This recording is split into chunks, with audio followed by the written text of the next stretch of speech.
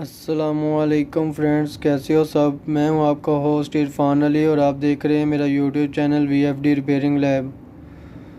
तो फ्रेंड्स, आज मैं जिस टॉपिक पे बात करने जा रहा हूं फ्रेंड्स, मेरे व्यूवर्स ने बहुत सारों ने पूछा था कि सर आप जो है वो जो करंट ट्रांसफार्मर यानी कि CT VFD में होती है लगी होती है, इसके बारे में कुछ बता दें, कैसे चेक करते हैं और ये कैसे जो है वर्क करती है।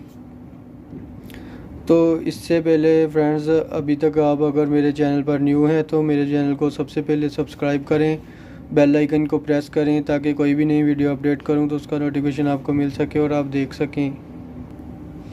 तो ये CT एक तो ये इंस्टॉल है इसमें VFD में, ये देख सकते हैं एक साइड पे पॉजिटिव और एक साइड पे नेगेटिव लिखा हुआ है इसके। ये देख सकते हैं फ्रेंड्स, ये भी CT है और ये भी CT है,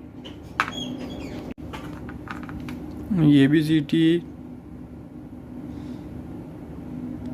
कंट्रोल की इसकी 4 पिनें होती हैं, यानी 2 इनपुट की और 2 आउटपुट की, और ये पावर के लिए इस्तेमाल होती है।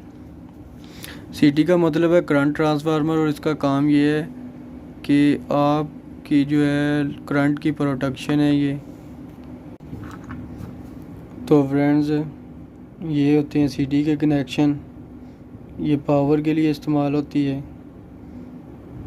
ये 4 पॉइंट यानी कि 2 इनपुट और 2 आउटपुट, और इसकी जो सप्लाई होती है ज़्यादातर जो है 15 वोल्ट होती है इनपुट।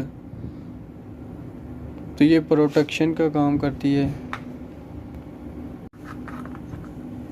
करंट जो है वो यानी कि आपने फीड किया हुआ है 1.5 वोल्ट यानी कि 1.5 वोल्ट 1.5 एम्पेयर।